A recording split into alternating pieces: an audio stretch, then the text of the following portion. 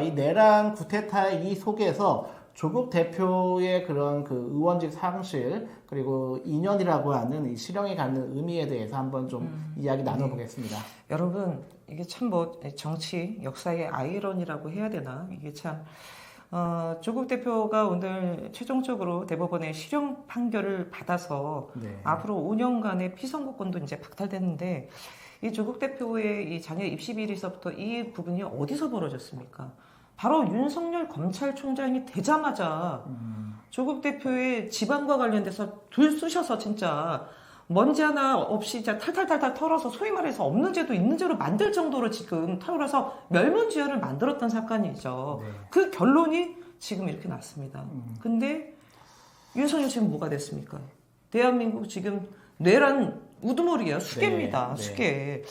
참 이제 이런 측면으로 봤을 때 저는 뭐 일단은 법률 전문가가 아닙니다. 그래서 오늘 판결에 대한 법리적 해석은 하진 않겠습니다. 그리고 조국 대표도 일단은 오늘 대법 판결을 수용하겠다 입장을 밝혔는데요. 대한민국 어찌됐건 간에 제3당 12석의 정당이고 이 조국 대표 오늘 판결이 있었던 그 시발점이 바로 윤석열이 아니겠습니까? 그렇죠. 그런 상황에서 지금 윤석열은 또 내란에 지금 수개가 됐던 이 상황 속에서 과연 국민들이 어떻게 판단할까? 저는 참 그렇고요. 뭐 지금 윤석열 지금 내란 음모 사건과 관련돼서 사법적 판결은 피할 수 없는 이 상황이 됐는데요. 저는 이 과정 속에서 반드시 저희가 있어야 될 게 대한민국 검찰과 관련된 부분, 이 검찰 권력과 관련된 무리한 기소를 비롯한 이 검찰 권력과 관련된 부분에 있어서 어떻게 제대로 개혁을 할 것인지, 사법 정의에 대한 부분들은 어떻게 다시 추스려 세울 것인지 그런 부분에 대한 고민까지 저는 같이 이어져야 된다고 봅니다.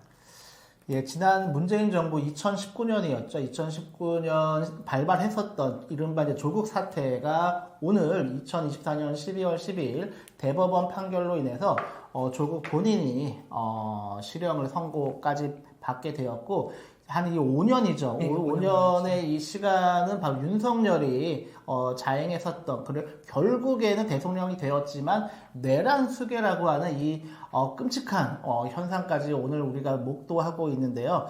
조국 개인 조국의 어떤 그 멸문지화를 넘어서 정치적으로 보았을 때 2024년 그 4월 총선에서 가장 떠오르는 정당은 누가 뭐래도 조국 혁신당이 아니었을까 싶습니다.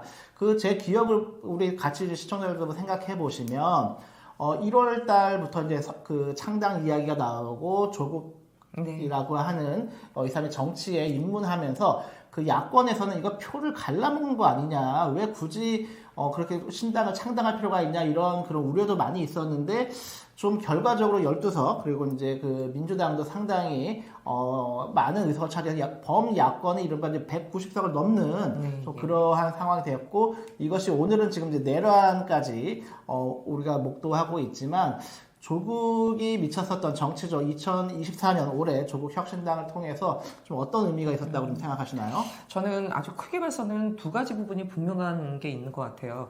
일단은 탄핵이라는 부분들을 전면에 내걸었습니다.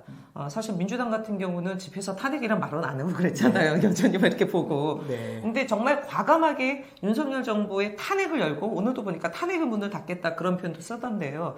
탄핵과 관련된 부분에 대한 공을 쏘아 올렸다. 저는 그런 의미 상당히 있고요. 두 번째는 이게 사실 9호일 줄 알았는데 현실이 되고 있어요. 뭐냐면 총선 때 조국 혁신당이 내걸었던 캐치프레이즈 중에 하나가 뭐냐면 3년은 길다입니다. 3년은 너무 길다. 3년은 길다. 너무 길다. 그리고 전 개인적으로 여기 창준이 창당대회 때도 이제 갔던 당사자인데 그때 이미 3년은 길다라는 캐치프레이즈가 나와 있었어요. 지금 이게 현실화시키고 있는 거 아니겠습니까? 현실화시키고 있다라는 부분 속에서 선견지명이 있다. 이다음 선견지명이 있다라는 부분 말씀드리고 싶고요. 일단은 조국 대표의 빈 자리가 클 것 같습니다. 그래서 조국 혁신당이 이제 앞으로 이 자리를 어떻게 또 채워나갈 것인지도 좀 지켜봐야 될 것 같습니다. 네. 오늘 그 보도를 보니까 김선민 최고위원인가요? 네, 그분이 아마 직무대행 대표 직무대행을 대표 한다고 대행. 오늘 그 발표를 했더라고요. 아마 왜냐하면 최고위원들 중에 국회의원은 그분이에요. 그래서 아마 네. 당원 당규상에 그렇게 돼 있는 걸로 알고 최다 있고요. 득표를 하셨다고 하더라고요. 그래서 그렇게 된 걸로 알고 있고 백선희 교수인가요? 아마. 네. 그다음에 이제 13번이었던 분이 아마 승계를 하게 될 텐데 승계는 빨리 하는 게 나을 것 같습니다. 지금 네. 왜냐하면 299명이 되잖아요. 그러면 8명이 아니라 9명으로 돼요. 지금. 예. 그 뭐 그런 문제가 있습니다. 그래서 다시 한번 좀 말씀드리자면 이제 조국 혁신당이 처음에 뭐 숱한 우려가 있었으나 조국 대표 스스로가 이제 지난 4.15 총선을 평가할 때 말씀했듯이 범야권의 파일을 키우는 역할을 하지 않았냐. 이게 이제 조국 혁신당이 갖는 첫 번째 좀 유의미한 의미일 것 같고, 이제 두 번째로는 쇄빙선이 되겠다. 윤석열 독재 정권의 쇄빙선이 되겠다. 근데 실제 그 역할을 했습니다. 그리고 민주당조차도 그 단어를 입에 올리기 좀 했었던 탄핵이라고 하는 것을 지금 우리가 전면화하고 있고, 지난 토요일 1차, 그리고 이번 주 토요일 2차 윤석열 탄핵 표결이 이제 들어가는 것이, 현실로 다가왔습니다. 예, 오늘 그 정치권 뉴스가 너무 많아서 저희가 이제 이 정도로 말씀드리고요. 이제 탄핵 표결이 이제 이틀 남은 것 같습니다. 물론 우리가 그걸 모든 걸 예측할 수는 없겠죠. 지금 오늘까지의 소감 그리고 이번 주말 예측까지 해서 우리 더 좋은 정치연구소 정원희 대표님 한 말씀 좀 부탁드릴게요. 저는 윤석열은 이제 아예 돌아올 수 없는 강을 건넜다. 네. 본인이 스스로 지옥문을 열었는데요. 그 지옥문에 지금 뚜벅뚜벅 걸어가고 있다. 더군다나 사태를 이 지경까지 만들었음에도 불구하고 누구마치도 국민에 대한 죄송함, 대한민국에 대한 미안함이 없다라는 걸 오늘 확인했습니다. 네. 이런 정신나간 자에게 우리가 할 수 있는 부분은 지금 다가오는 14일 더 많은 우리 시민들이 같이 촛불 응원봉 들고 14일날 마땅히 탄핵돼야 된다고 보고요.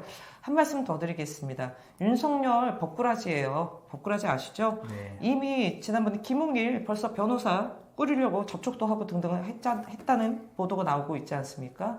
헌재 지금 불완전한 구성을 노리면서 본인이 기각되기를 바라는 마음을 갖고 있는 것 같아요. 네. 그러나 박근혜도 그랬습니다. 박근혜 지금 탄핵 심판 기각될 걸로 생각해서 개헌문건 만들지 않았습니까? 예. 망상에서 벗어나고 헛꿈 꾸지 마십시오.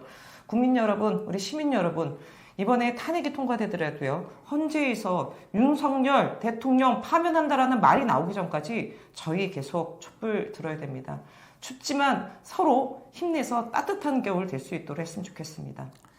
예, 올 성탄절은 윤석열 대통령을 탄핵시키고 윤석열 없는 그러한 메리 크리스마스 성탄절이 되는 것이 우리 모든 국민들의 그런 한결같은 소원이 아닐까 생각하고요. 오늘 방송 여기서 마치겠습니다. 감사합니다. 감사합니다.